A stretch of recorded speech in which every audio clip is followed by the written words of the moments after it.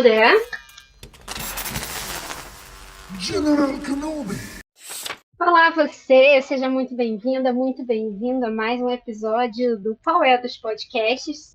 E hoje eu reúno mais uma vez aqui os meus amigos para a gente bater um papo sobre como anda a fase do MCU, a fase 4 que encerrou, a fase 5 que está começando. Nós vamos bater um papo sobre isso hoje. Hoje nós temos aqui mais gente do que tinha no outro episódio, mas você já conhece aqui o meu mestre. Olá, Thiago aqui falando. E, bom, nós tínhamos o Hulk, agora não temos mais. Quer dizer, depende. É uma boa definição, terminar com depende. Você também já conhece o João, que é o Bardo. Olá, pessoas! Aí já começou a quinta fase muito bem com Quanto Mania, hein? Nossa, vai vir coisa boa. Temos aqui um outro João, que também joga lá com a gente e é conhecido lá como Stefan. Se apresente. Eu me chamo de Stefan, alguns me chamam de Cavaleiro da Lua também, mas eu nem assisti esse negócio.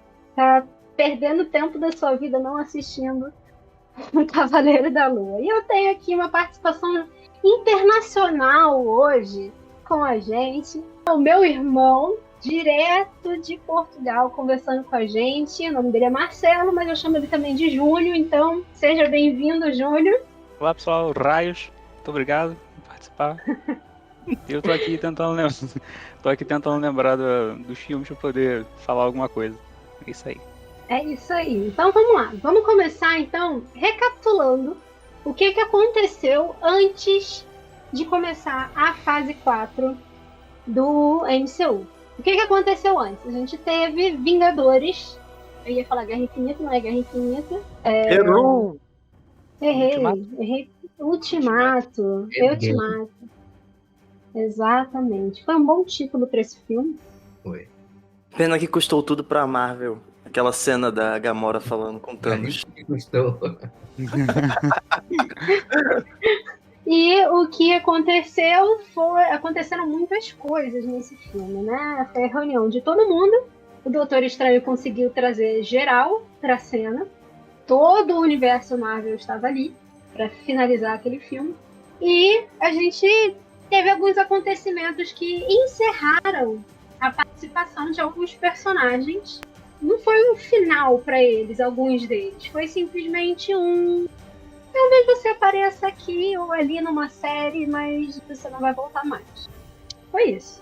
Exceto pelo caríssimo Robert Downey Jr., que a gente sabe que não vai mais voltar por conta de ser caro para um cacete. Exatamente. Tem algumas pessoas que eles não vão trazer de volta por razões de bolso. Só se for uma versão alternativa dele com outro ator, aí de repente o Homem de Ferro volta, né?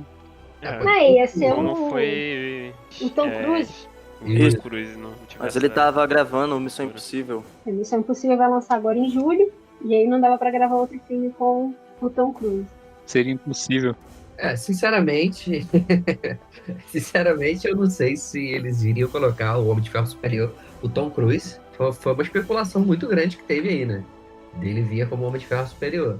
Mas eu acho difícil, porque o filme já tinha aquele filme lá do Doutor Estranho, já tinha muita coisa acontecendo. Ou ele ia aparecer, só que ele não pôde. E aí chamaram o John Krasinski de última hora, já que ele era ele era o mais cotado pelos fãs pra ser o Senhor Fantástico. Meu Deus, precisamos substituir o Homem de Ferro Superior. Quem te bota? Bota o Senhor Fantástico. Sim, porque a ideia da MCU, nem pelo visto, nem era trabalhar com ele como Senhor Fantástico. E sim ele ser um dos diretores da Marvel, né? Exatamente. Ele ia ser, acho que o diretor do Quarteto Fantástico.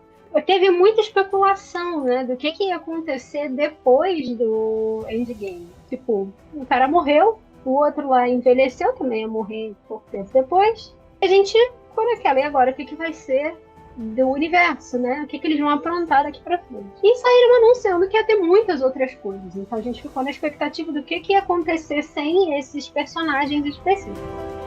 Então, a fase 4, ela é cheia de especulação. Pra gente listar aqui os filmes da fase 4, tem Viúva Negra, Shang-Chi, Eternos, Homem-Aranha Sem Volta Pra Casa, Doutor Estranho do Multiverso da Loucura, Thor, Amor e Trovão e Pantera Negra, Wakanda Pra Sempre. Pra falar desses 3 primeiros filmes aí, né, que eu falei, não foram filmes, assim, muito expressivos, né? Olha, eu vou te ser sincero, o Shang-Chi eu gostei bastante. Sim, é um filmaço. É o mais diferente de todos eles. Ele trouxe aqueles elementos de Kung Fu, toda aquela parada legal. Mas como que a gente já falou outras vezes, né? A Marvel tá sempre pecando no terceiro ato, né? Então o terceiro ato do filme que é o que mata. Mas em comparação com todos os outros filmes da fase 4, até as séries em si, né? O Shang-Chi é o melhor, assim, disparado entre eles. Foi uma surpresa muito bacana, muito legal. Eu concordo. Foi um filme que eu tinha visto, assim, sem pretensão nenhuma, né? Deve ser legalzinho, tá? Eu achei bem legal. Não esperava nada do filme, mas achei maneiro. Nessa fase 4, acho que a maior decepção aí foi o filme da Viúva Negra. Ah, com certeza. Porque todo mundo tinha uma especulação muito grande de como esse filme ia se contar a história da Viúva Negra. E o pessoal criou toda uma fantasia em volta de uma personagem que na prática se mostrou assim muito fraca. Seu conceito no que era proposto, né? Principalmente pela profundidade que eles deram em todo o arco dos Vingadores em si. Não digo nem no filme do Homem de Ferro 2, que é o que ela parece, mas sim no arco dos Vingadores, a importância dela em relação ao próprio filme dela. O filme dela foi atrasado, né? Esse filme ainda seria melhor recebido se ele fosse antes de Endgame. E aí, além de ser atrasado, é uma história completamente morna. Um final que todo mundo fica, tá, legal, isso tudo foi pra quê? Foi meio que amarrar uma ponta que já tava fechada já a ponta. Já, Você abriu isso. a ponta e reamarrou a ponta e deixou uma pontinha solta lá pro final, que só vai ser usado lá na frente. Então, o problema desse filme é que ele é um baita de um retcon mal feito. E retcon mal feito é uma praga. Por quê? Porque muitas vezes, por exemplo, vou dar um exemplo de Star Wars. Eles sempre falam de algumas coisas que nunca foi mostrada. Então fica no imaginário das pessoas alguma coisa super incrível. E quando você só fala e deixa só no imaginário das pessoas, você não tem a chance de errar. Mas a Marvel não, ela queria mostrar pra todo mundo o que realmente aconteceu. Cara, deixa na encolha. Não precisa mostrar tudo, não precisa explicar tudo. Porque senão acontece exatamente o que aconteceu com a Viúva Negra. E eu acho que isso é um ponto muito negativo, porque a Helena, que é a personagem que deixa a ponta solta nesse filme, foi muito prejudicada, apesar de ser um personagem extremamente interessante, né? Então, a questão desse filme, eu acho que ele é justamente isso aí. É pra apresentar a Helena e passar o bastão. Simplesmente esse é o motivo desse filme ter saído. A gente precisa de uma nova Viúva Negra porque matamos a antiga. Beleza, vamos apresentar ela num filme da Viúva Negra, que é o retcon. Então, mas se você parar pra pensar, esse filme não tem uma cena memorável. E quando você para pra pensar em Viúva Negra, você pensa primeiramente nela em Homem de Ferro 2. Que é quando ela se mostra badass pra cacete.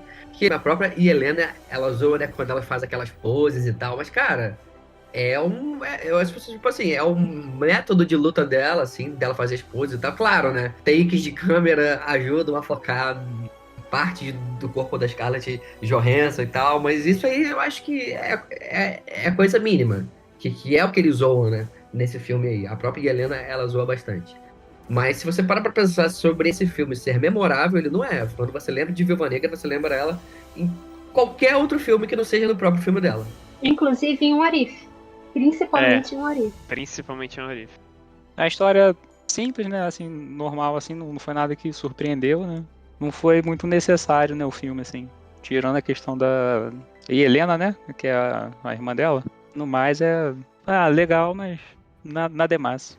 Quando você assiste um filme em que os personagens começam de um jeito e vão terminar do mesmo jeito que começaram, eles basicamente não aprendem nada com o que rolou no filme, você vê que é um filme completamente desnecessário. Eu tava falando disso com o Thiago, eu aposto que ele vai querer continuar o que eu tô falando. Não, pode continuar.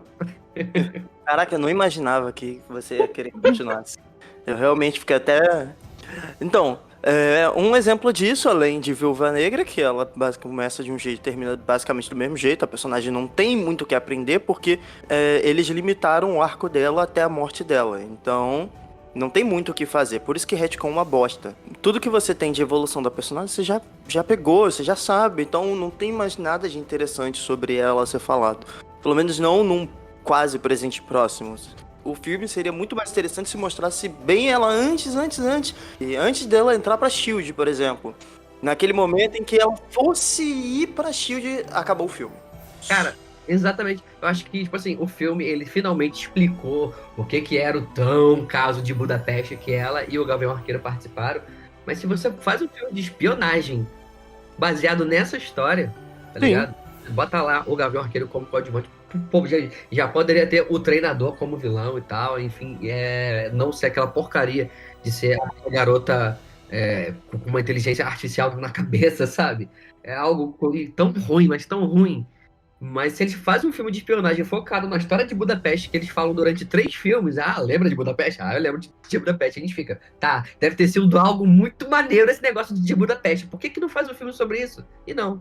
Aí eles fazem 2 cenas Exato. e acabou.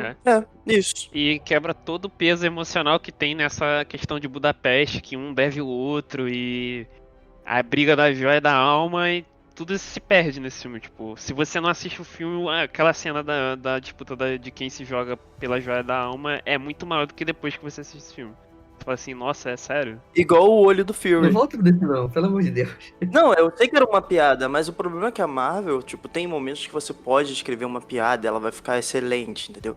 Só que, agora eu vou puxar para outro lado, Taika Waititi, ele pegou a piada e ficou contando ela tantas vezes que ficou chato, e aí tem uma hora que você fica, tá bom, agora é uma piada, pá, agora é uma outra piada, agora... Então você já imagina que aquilo é uma piada. É Quando você telegrafado. fica cantando o tempo todo uma piada, por exemplo, esse momento do Nick Fury era pra ser um momento único, sabe? Que ele confiava em alguém e entendeu?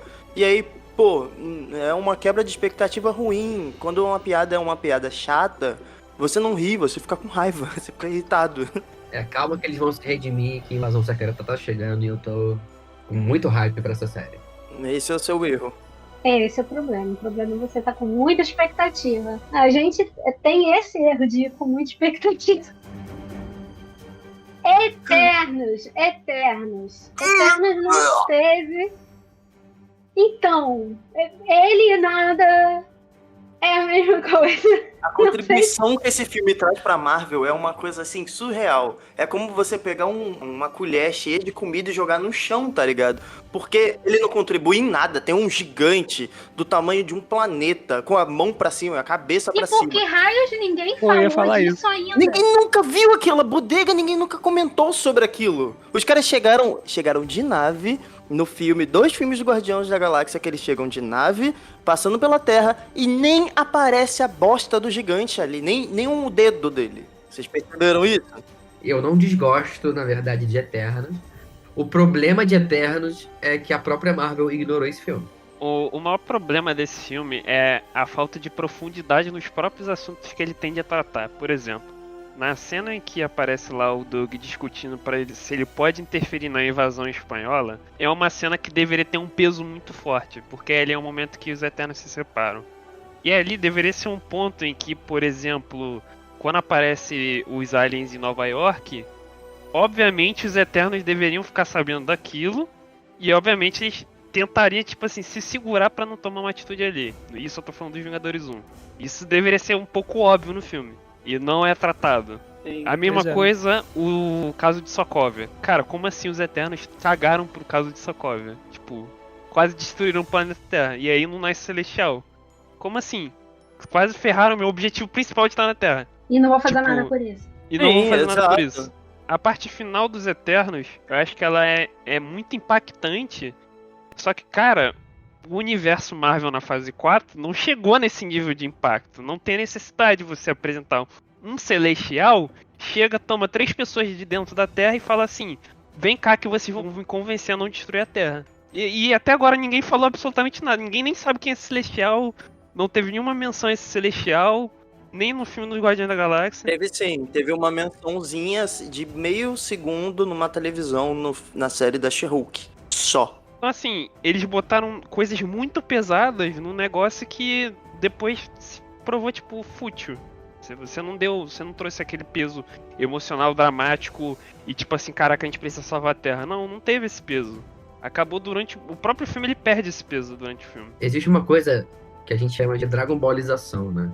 Que sempre você tem que aparecer algo mais poderoso e depois tem que ser algo mais forte, algo mais perigoso. Então, acho que eles tentaram trazer com Eternos, meu Deus, a gente precisa de um perigo tão emocionante quanto a, sei lá, a dizimação de trilhões de pessoas do universo. O que a gente vai fazer? Bom, a Terra pode ficar em perigo. Vamos botar a Terra como se fosse um ovo para um celestial. Eu não desgosto dessa ideia, eu acho ela legal pra caraca. Mas a ignorada que o resto das outras produções deram pra isso, eu acho que tirou o peso total. Porque, gente, vamos fingir que não aconteceu. E acabou. Então, você tira todo o peso do filme e o filme simplesmente tá lá como se ele fizesse parte de um universo paralelo. Só isso. Chamaram uma diretora com profundidade e não gostaram da profundidade que ela dá. Porque, vou falar uma coisa pra vocês. Esse filme tá na cara que foi totalmente costurado. Extremamente costurado. Ele foi jogado ali porque tem muita informação interessante. Como o João mesmo falou, cara, ele tem toda uma profundidade que ele vai mergulhar e aí quando vê não tem mais nada embaixo. Parece que só cortaram, entendeu? E aí toda aquela ideia, a Marvel falou, olha só, a gente gosta de coisa pra divertir a família. Se ficar muito difícil, ou ficar muito complicado, ou muito deixar o público muito ansioso, então não vai ser legal. Então é melhor a gente parar por aqui, vamos deixar. Depois a gente faz uma mençãozinha em alguma outra sériezinha por aí, e ponto final. E isso é até ruim, porque eu digo por mim, pelo menos eu assistindo esse filme. Esse filme teve alguns dos melhores personagens que eu já vi da Marvel durante todas as fases. Deixa eu chutar. É o Gilgamesh. Exatamente. O Gilgamesh e o Fausto. O Fausto é um personagem absurdamente muito bem trabalhado. Fausto é quem E eu mesmo? fico. Seria tipo o inventor mágico dele. Ah, Inventor. sim, nossa, ele é muito Tipo, maneiro. O que será? são, Por que será que ele tá falando isso? são os personagens mais da hora do filme e, tipo assim, eles meio que no final eles tá. Ah, tá. Acabou o personagem. Eles matam o Gilgamesh, tipo assim, por nada, sabe? E eu acho que isso foi um erro crucial. Por mim, eles tinham que matar, sei lá, na verdade, gente, os dois protagonistas desse filme, São péssimos. os dois protagonistas que eles escolheram pro filme são muito ruins. O Rob Stark lá, Jesus Cristo, ele não tem expressão nenhuma, ele é muito ruim. Como o Icaris, né? Porque como o Rob Stark... Primeiro que ele é a cara do Soldado Invernal, e aí as pessoas achavam que era o Soldado Invernal. Sim, teve gente me Pode crer. perguntando isso. É uma boa essa. Eu fiquei Teve até na muita dúvida. gente falando, e é lá, o Soldado Invernal, agora ele tá voando. E perguntaram também por que o Superman tava nesse filme. Porque falaram que eles copiaram o Superman e ainda tiveram a cara de pau de ainda falar mal do Superman. E que ele fala, aquele ali é o Superman, papai? Ela, não. E na minha opinião, ali foi um problema de atuação, porque o personagem Icaris é muito bem escrito, cara. Se tu for Você acha? entender a motivação do personagem no filme, você fala assim, cara, que personagem genial, mas a atuação não te entrega essa genialidade do que é o personagem, sabe? É tanto dele quanto Filho da de ideias. lutadora lá, né? É. E reassistindo Game of Thrones eu vi que ele não é um ator ruim, tá? Não. Vocês podem discordar se quiserem, mas assim, eu senti que faltou profundidade da direção com o ator. Porque assim, quando você vê que o ator tá muito perdido, ou quando acontece alguma coisa e o ator não vê, cara, muito disso daí é gravado em fundo verde. Então o ator às vezes não sabe o que tá acontecendo na cena. É. E ele fica totalmente perdido. Prova disso é o Tom Holland, que acho que até hoje ele não sabe o que ele tá atuando em nenhum dos filmes dele. Mas parece que ele tá super Ele nem vendo beija a aquilo. namorada dele no filme, cara. Exato, ele chora, ele sei lá o quê. Por quê? Porque a direção tá explicando pra ele como ele deve agir. Então eu acho que os atores, quando o diretor não marca direitinho, principalmente nos filmes da Marvel, vai ficar uma bosta. E ficou realmente. O cara parecia que tava olhando pra uma tela verde. E ele estava. Realmente ele está. Mas um ponto positivo desse filme é o ponto da porrada, né? Esse filme sabe trocar um soco legal. Isso daí tem que admitir. A parte das porradas desse filme é melhor do que muito filme da Marvel atual. E a Macari correndo é perfeito também. Exatamente. Nossa, a melhor personagem, inclusive. Muito Quer dizer, depois do Gilgamesh. Cheio de vários melhores personagens. bom. Eu gostei muito dela, como a atuação dela e a personagem em si, eu gostei demais. Tanto o fato dela ter se afastado e ficado sozinha, e aí quando todo mundo aparece, oi, todo mundo! Eu achei isso bem legal. É muito divertido mesmo. A atriz, ela é surda mesmo, né? Então, assim, vocês têm que ver ela em The Walking Dead, gente. Assim, as cenas com ela são muito legais, cara, porque ela é surda no apocalipse zumbi. Então, cara, é assim, é muito maneiro, assim, porque Imagina, um apocalipse zumbi já é tenebroso, né? Imagina Eu se não você... quero nem imaginar. Ela não dorme, né? Pois é, assim, e ela manda muito bem também lá. Então, depois de Eternos, a gente entra naquele que foi o mais aguardado, esperado, aquele que teve o hype mais lá em cima, com todas as especulações possíveis e imagináveis de que Homem-Aranha ia aparecer, que Homem-Aranha não ia aparecer, vai ter esse, não vai ter aquele, e aí apareceu todo mundo. Ele foi um filme completamente para os fãs, que é o Sem Volta Pra Casa. Foi um evento, né? Tipo o final de Endgame. A gente teve que comprar um ingresso antecipado, assim, muito antecipado, quase que a gente não consegue, né, João? A gente comprou no dia que... Foi uma treta, porque no dia que lançou, todos os sites caíram. Então eu tive que pegar o Uber e ir no cinema pra poder comprar. Eu tive que comprar lá, pessoalmente. Foi uma loucura. E aí, assim, como fã, a expectativa foi alcançada, né? Como tinha muita especulação, a gente já esperava que algumas coisas fossem acontecer. E aí, uma coisa que eu acho muito interessante nesse filme são os intervalos que eles dão nas aparições dos personagens. Pra dar tempo do pessoal no cinema gritar, chorar, espernear, falar um monte de coisa, parecer um jogo de futebol. E aí o personagem começar a falar de verdade. Que foi tanto na aparição do Demolidor, quando ele aparece no filme. Nossa, o cinema foi uma loucura com aquilo ali. Só com ele aparecendo, o cinema já foi uma loucura. Isso é porque ele foi o primeiro a ser vazado. É isso que foi mais engraçado. Mesmo todo mundo já é. sabendo que ele tava no filme, mesmo assim. E foi meio que tipo, como se fosse esquentando, né? Porque tava todo mundo naquela expectativa, né? Se ia acontecer aquilo mesmo, né? Do Andrew Garfield aparecer, do outro. Do Tobey. Aí quando apareceu o Demolidor, o pessoal falou, caramba, vai acontecer.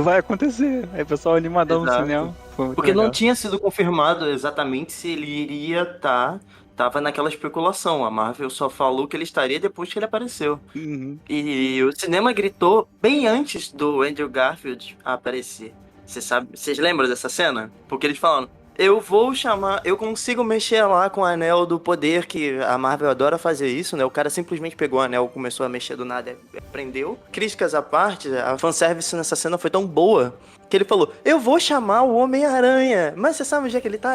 Eu quero achar o Peter. Na hora que ele falou isso, a galera estava gritando, porque todo mundo entendeu que não ia aparecer. Principalmente quando apareceu a silhueta do cara, o pessoal já tava, sabe, aqueles gritos. Só alucinado. Na hora que apareceu a silhueta dele, que ele foi andando, que não apareceu só ele de costas, no escuro, a galera já tava gritando, brother. Eu já tô até arrepiado só de lembrar. Pô, na minha sessão o pessoal levantou assim e ficou assistindo de pé, assim, não acreditando que eles iam aparecer. Cara, você falou aí agora que tu chegou a se arrepiar. Na hora que você falou, eu também me arrepiei, tá? Porque assim, o Andrew Garfield, ele tem uma expressão corporal a melhor dos aranhas, né? E quando ele aparece, ele dá aquela entortadinha assim, meio que de cabeça, e você vê, caraca, é o Andrew Garfield. Todo mundo já sabe que é ele. Caraca, que só de lembrar eu já me arrepiei. Sim.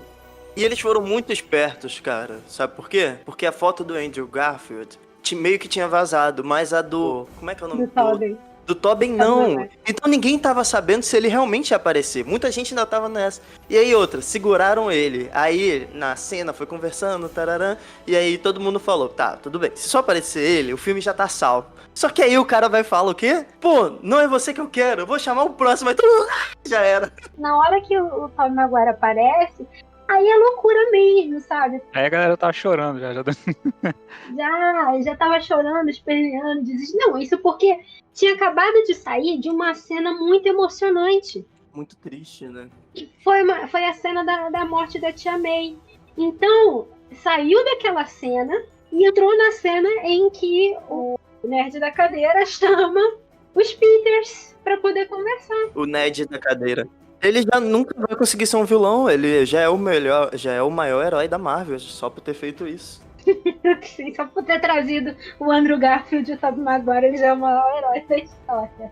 Esse filme, ele teve muitas cenas emocionantes, tanto da parte da May, até que ela falou assim, quando ela fala, com grandes poderes vem grandes responsabilidades, a gente já virou um pro outro, ela vai morrer. A gente já sabia que ia acontecer, e também tem essa coisa da pancadaria, do humor, do fanservice todo, sabe? Você ter aquela coisa do Electron falar com areia, pô, eu caí não sei onde, eu caí não sei onde, tem que tomar cuidado com onde cai. Você tinha as paradas super aleatórias, assim, uns diálogos muito doidos, e aí você também tem aquela abertura do Electron falando com o Andrew Garfield, né? Pô, cara, eu achei que fosse preto. Sim, é fanservice puro também, a galera já tava gritando aí. E isso também foi muito legal, sabe? Você tem a cura do Octopus. Sim. A redenção do Octopus foi sensacional nesse filme. Porque o dele, ele nunca foi o vilão, né? O dele É. foi o Chip, né? Então só de resolver o Chip já meio que resolve o problema. Você tem toda aquela coisa do Peter tomando o lugar do Homem de Ferro. Você já tinha visto isso no outro filme, no filme anterior, no Longe de Casa, né? Uhum. Ele já dá aquela sensação de que ele estava se tornando o próximo Homem de Ferro. E aí nesse filme tem mais ainda, né? Com toda essa coisa da inteligência dele colocar coisas para funcionar e fazer tudo funcionar. E que desperta, né, nos cientistas também ali, o olho grande, né? Mas é muito legal você ter aquele, não só a parte do meme, né, dos três miranhas olhando um pro outro, mas deles três trabalhando como cientistas, né, como eles são. O que o João falou sobre essa questão de dar uma pausa no filme foi excepcional nesse filme. Porque tem muitos filmes, alô DC, que são muito atropelados essas páginas. Tipo, é uma coisa atrás da outra e quando você vê já deu merda, tem que resolver o problema e aí você chega no final você não contou nada. Falta de planejamento, né? Só tacou os personagens ali, falou pra eles resolverem o problema e acabou o problema, beleza, cada um pro seu lado. Então acho que é o maior ponto positivo desse filme. Apesar da trama não ser algo tão assim absurda, mirabolante, mas pro que o filme se propõe a fazer, ele faz muito bem feito. E eu acho que é por isso que a gente que é fã gosta. Porque a gente não pediu uma trama complicada, a gente não pediu coisas absurdas, não pediu 350 personagens. A gente pediu uma trama que envolvesse o nosso herói preferido, que é o Homem-Aranha. Então, o Homem-Aranha foi bem contado. Superman, mano? Eu ia falar Superman é porque vem a outra parte da crítica desse, né? Mas enfim, Mas depois eu faço essa crítica. Isso que você falou tá tão certo e a DC não conseguiu entender. A minha crítica a DC é justamente não conseguir fazer esse tipo de filme. No dia que a DC aprender a fazer um filme estilo Homem-Aranha de volta pra casa de 5 em 5 anos, a DC se torna uma competidora raiz com a Marvel. Porque a princípio não tem disputa. Não tem esse nível. Assim, gente, a gente tá elogiando o filme e tal, não sei o quê, mas eu tenho que confessar uma coisa, tá? Esse filme, eu gosto, é legal, mas ele só se salva pela nostalgia. Esse filme sem os outros dois, se ele não tivesse, cara, se o Andrew Garfield tivesse, cara, não tô fazendo outro filme, não posso. Tobey Maguire falar, cara, tô fazendo outro filme, eu não vou poder, ou então, cara, ele cobrasse com um valor exorbitante igual o Robert Downey Jr. e a Marvel não quisesse pagar, o filme não se salvava, ele não seria um filme bom, tá? Porque o filme tem muitos furos de roteiro, muitas coisas assim, que, assim, como vocês já falaram aí, né? Não, que ele é um filme que é pra ser divertido, ele não tem a trama mais mirabolante do mundo. Assim, eu acho que nem precisa ter, o Homem-Aranha 2 não tem a trama mais mirabolante do mundo, e é o melhor filme do Homem-Aranha que já feito. Talvez o melhor filme de herói, assim. É. Mas esse filme, ele só se salva mesmo pelos dois caras que aparecem a mais. Até, sim, a questão da Tia May, que ela fala, com grandes poderes vem grandes responsabilidades. Também é nostalgia pura. Tipo assim, eles reciclaram um diálogo de outro filme, sabe? E todo mundo fica, não sei o que. Na hora eu também gritei, caraca, que legal, mas quando eu paro pra pensar, falei, cara, eles copiaram, sabe? É uma cópia. Não é original. Não é original, sabe? Pô, o primeiro sim. é tão original. Você pensa, caraca, que frase maneira. E é uma frase que ecoa por anos. E todo mundo usa pra um monte de coisa, né? Exato. O filme não é original, entendeu? Ele é uma cópia que ele se apoia na nostalgia. Só isso. Ao mesmo tempo que isso é a maior virtude do filme, é o maior defeito do filme. Ainda nesse ponto aí dos outros Homens-Aranhas ou Homem-Aranhas? Homens-Aranhas. Homens-Aranhas. Eles Homens-Aranhas. falam Homens-Aranhas. Deles aparecerem, é que, tipo, antes você via aqueles outros filmes como uma coisa à parte, né? Teve aí teve o reboot, aí depois teve o outro. Uma coisa não tinha nada a ver com a outra. Então quando eles aparecem, tipo assim, a pessoa tem aquela sensação de caramba, tudo estava relacionado desde o início e agora que se revelou, né? Tipo assim, Tipo Star Wars, né? Que nada tá relacionado com nada e. eles deram um jeito de. É, eu acho que também foi muito dessa questão também, né? Pelo que ele falou, né? Pela recordação, né? O saudosismo lá dos outros filmes que você viu, você conseguiu fazer com que aquilo ali tivesse uma relação com a saga toda do MCU, né? Caramba, agora eles juntaram tudo, isso é muito maneiro. Sim. Eu acho que foi ponto forte aí desse lance de usar os outros atores, foi isso, que conseguiram juntar tudo. Sim, é assim, eu não tô falando que isso foi ruim, né? Mas é que o filme sem isso não funcionaria, entendeu? Eles teriam que pensar num roteiro completamente diferente pra se pensar, ok, como é que a gente vai fazer esse Peter Parker ser o Peter Parker que as pessoas querem ver? Aquele garoto É. pobre que anda de lambretinha, que paga o próprio aluguel, que não é o pupilinho do Sr. Stark. Sr. Stark aqui, que eu não gosto do Homem-Aranha do Tom Holland, eu não gosto. Eu acho que o do Peter, o do Peter, ó, todos eles são. Acho que o do Tobey, o do Tobey, assim, é o melhor Peter Parker e Homem-Aranha que tem, embora algumas coisinhas ou outra dele ser bobinho. O Andrew Garfield pega esse pedaço, né? Que não Exato, tem. o Andrew Garfield, ele se sobressai nisso, que ele é mais sagaz, ele é mais, sabe, ele é mais... Eu não gosto que ele é tão Piadista. descolado, né? Eu não gosto que ele é tão descolado, porque o Peter é pra ser um garoto normal, tipo assim, inteligente e tal, mas não é pra ser tão descolado, skatista, bonitão e tal. Não, ele tem que ser estranho, igual o Tobey. Mas ele também não pode ser um idiota, sabe? Do cara chegar, paga o aluguel, e ele fala, eu só tenho 20 pratas pra passar o mês. E o cara vai e tira da mão dele tão rápido assim, sendo que ele tem sentido aranha, ele poderia simplesmente chegar pra trás. Só algumas coisinhas que me incomodam, mas nada que estrague, não. Então é isso, é só isso mesmo, que o filme ele só funciona pela nostalgia mesmo, mas nada que estrague o filme, porque o que eu senti de arrepio vendo esse filme Até que eu fui 4 vezes no cinema. e ver o William Dafoe, gente. William Dafoe, de novo, Ele tá maravilhoso nesse é o filme. Duende Verde. Mais insano ainda, é maravilhoso, cara. Aquele cara, na moral, ele tem que ser o... Ele é porque ele tá velho, né? Mas se ele tivesse uma oportunidade de ser o Coringa, nossa, eu ia me sentir realizado, assim, com a DC. Ia ficar maneiro. Ele é um perfeito Coringa, assim, nas nossas mentes. Aproveitando que abordou o ponto DC, a minha maior crítica a DC vem justamente por conta desse filme. Esse filme é o que era pra ter sido a Liga da Justiça em 2017, que eles não conseguiram entregar. Porque, pra ser bem O sincero, do Homem-Aranha? o filme do Homem-Aranha da Marvel é o que era pra ter sido o filme da Liga da Justiça da DC em 2017, que eles fizeram muito mal executado, muito mal. Botava aquele super-homem antigão lá. Porque eles tentaram reunir muita coisa ao mesmo tempo no filme, só que, por exemplo, o fator pausa que o João mencionou, que tem nesse filme, não tem no filme da Liga da Justiça de 2017. Não tem esse fator, tipo assim, apareceu tal personagem. Beleza, vamos digerir esse personagem. Não tem. É basicamente o Batman vai em trocentos locais diferentes junto com outros heróis e... vem você, vamos ressuscitar o Superman, beleza? E o Superman ficou bolado com nós, mano. Ih, deu problema. Isso tudo em 30 minutos.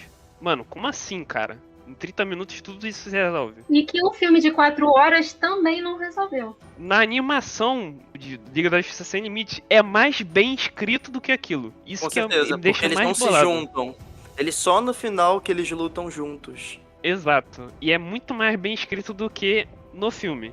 É. Coisa que no Homem-Aranha já foi bem mais feito, né? Um filme que faz muito bem isso, e o João tá certíssimo em falar, é Vingadores 1. Eles não se juntam, as coisas não dão certo, elas dão errado, e você fica naquela expectativa, será que a equipe vai se reunir e não rola? E fica nessa treta, no embate, um personagem treta brigando com o com o outro, outro. até que finalmente eles se juntam e tem a cena do Hulk, eu tô sempre com raiva, e bum! Endgame também faz isso. Endgame faz isso maravilhosamente bem, em que todos os personagens se juntam ali pra lutar contra o Thanos, e é tipo um momento que só tinha 3 personagens e do nada tá todo mundo lá. Então quando você junta todos eles de cara, você tira aquele efeito surpresa, né? A piada toda hora contada, ela fica chata. E é um detalhe, a cena memorável do Capitão América pegando o Mjolnir, descendo o cacete no Thanos, a porrada estancando, tá? Você acha que aquilo ali não pode ser melhor.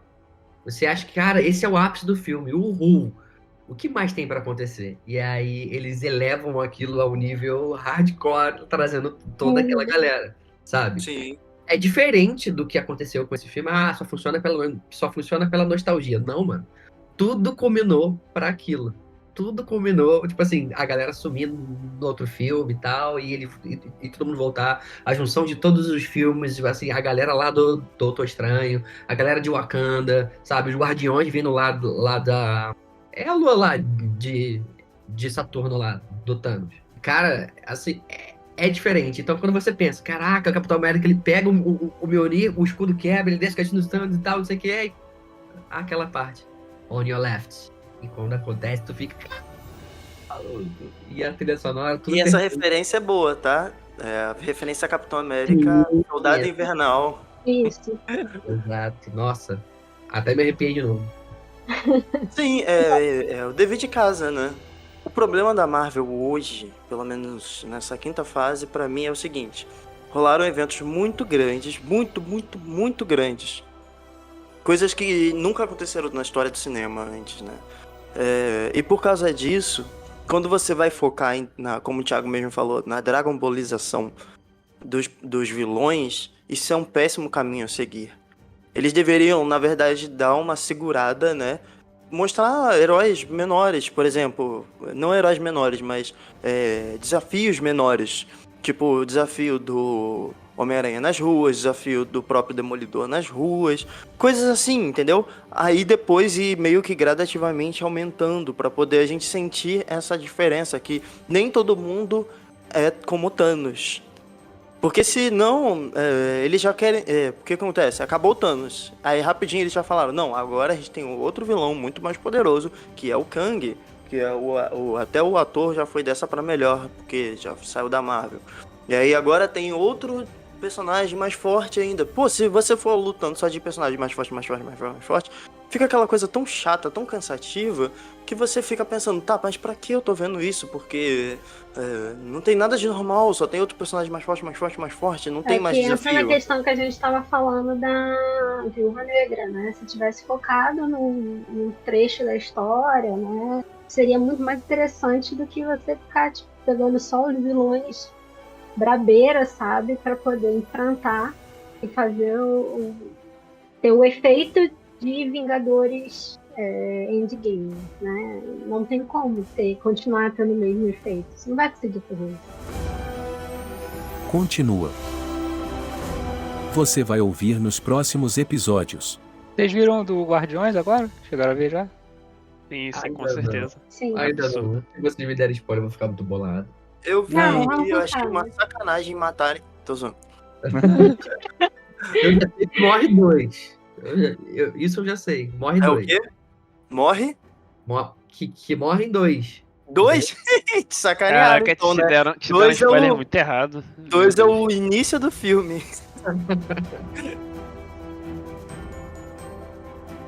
Então, se você para pra pensar nessas duas séries, WandaVision e Loki, que começaram esse universo de séries, e essa fase 4 da Marvel, né, começou tão bem, que aí eu acho que a gente esperava que continuasse no bem, né, e começou Eles a deram vir uma queda muito grande Pois é. de Homem-Aranha pra frente, né? No Doutor Estranho, Thor e Pantera Negra. Até a próxima.